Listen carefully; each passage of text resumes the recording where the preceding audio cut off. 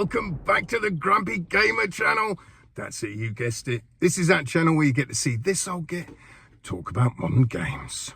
So for today's in-car comments, just wanted to make a quick video, chaps, to tell you probably the most important technique you can learn for racing. Now, this technique, obviously, you can use in real life as well. This is going to make you drive smoother, safer, faster on the track, in games, and like I say, also in real life. And why they don't teach this technique when you're learning to drive, I have no idea whatsoever, because this technique will stop so many accidents. I'm sure you've all seen it. You've been driving around, say, a country road, you come to a tight corner, whoops, and somebody's off in the ditch. If they'd have used this technique, that wouldn't have happened. Now, I can hear you saying, what technique is this? Well, this is a technique I learned as a motorcyclist. And this is something you get taught when you become a motorcyclist. Because, again, it makes you drive smoother, cleaner, safer, faster.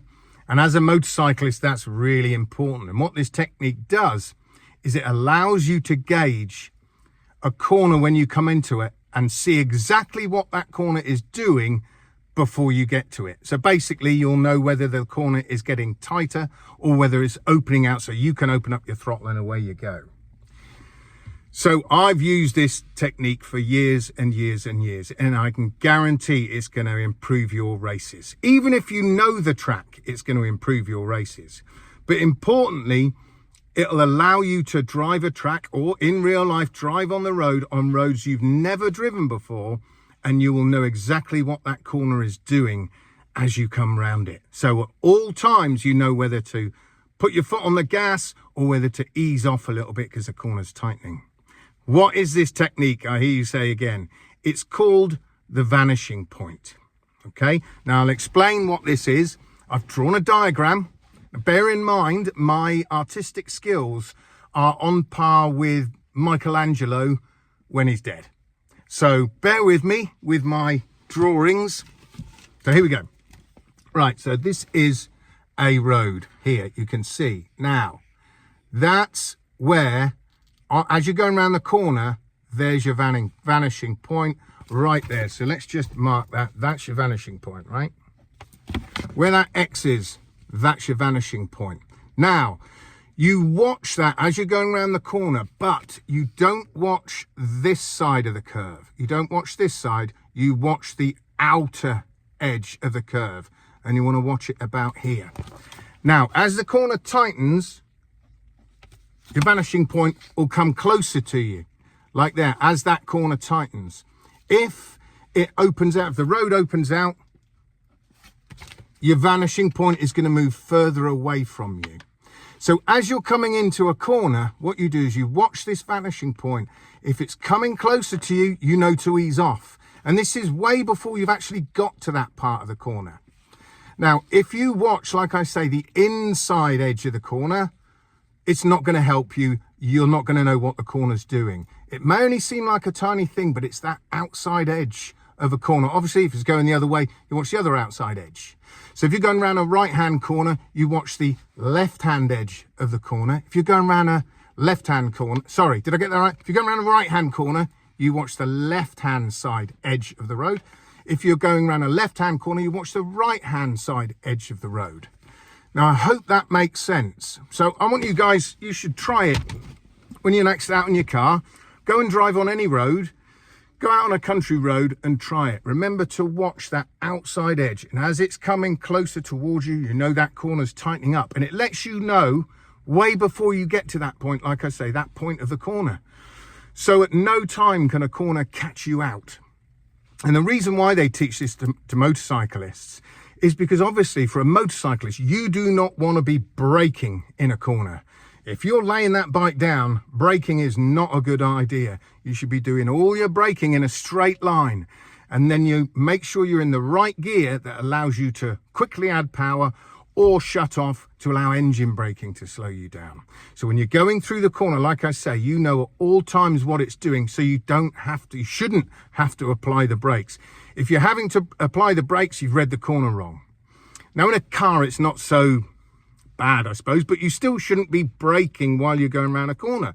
Again, you should get your speed right coming into that corner. You know as you're coming up to it, whether it's tightening because the vanishing point's moving closer to you, or whether it's opening up because it's moving further away from you. So at all times, you know what that corner is doing. As you're coming in, you drop down into the right gear so that you can go around that corner under control and power. And as that corner opens up, you can open up and away you go.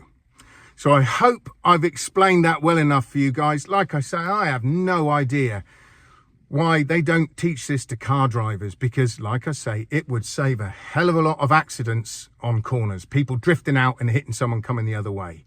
I just don't get it. Maybe it's because it does allow you to drive faster and they don't want that. But the key thing is it allows you to drive safer.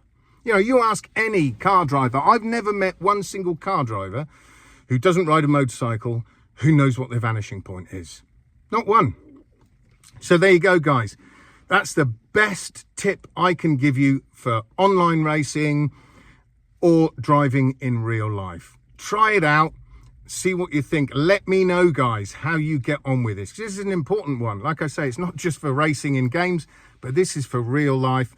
It can save your life, 100 million %. Right, now just before I go, I just want to mention a new VR game that's coming out supposedly in April, so over the next couple of weeks.